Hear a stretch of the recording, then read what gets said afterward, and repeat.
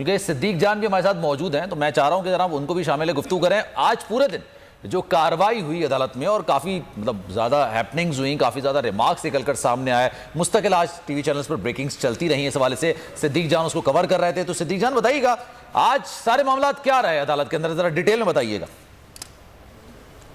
देखें, आज सबसे बड़ी जो बात है, जो आरिफ साहब ने बात की, मैं उसको आगे बढ़ाऊंगा कि आज जो इरफान कादिर साहब हैं उन्होंने कोई कसर नहीं छोड़ी। उनकी पूरी कोशिश थी कि किसी तरह से जजेस ऑफेंड हों। उन्होंने जजेस के ऊपर पर्सनल अटैक किए, उन्होंने स्कैंडलाइज करने की कोशिश की, उन्होंने अदलिया के ऊपर अटैक किए।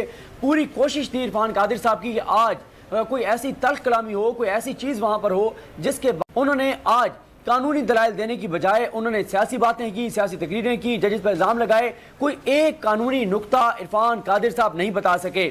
आज इरफान कादिर साहब जो डिप्टी स्पीकर के वकील थे वो मौजूद थे, जो एडवोकेट जनरल हैं वो मौजूद थे, चौधरी शुजात साहब के वकील उन्होंने दलाइल दिए, हमजा शहबाज साहब के वकील उन्होंने दलाइल दिए, पीपल्स पार्टी के वकील उन्होंने दलाइल दिए।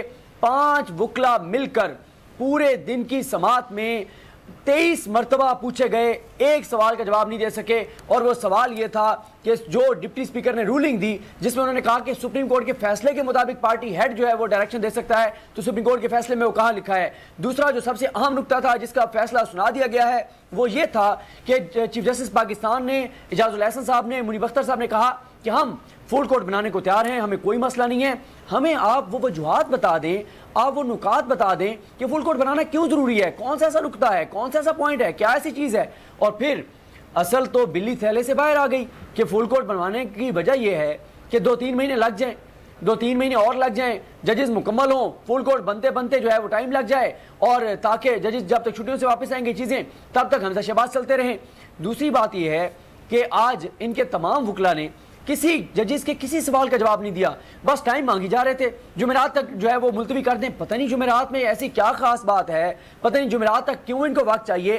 पूरी कोशिश की गई कि जुमेरात तक का टाइम लें। देखें जो बात आरिफ साहब कर रहे थे, आप देखें पिछले 3 दिन में उन्होंने क्या किया। 4 दिन में सुप्रीम कोर्ट ने डिप्टी स्पीकर को बुलाया, वो नहीं आए। सुप्रीम कोर्ट ने रिकॉर्ड मंगवाया, नहीं दिया।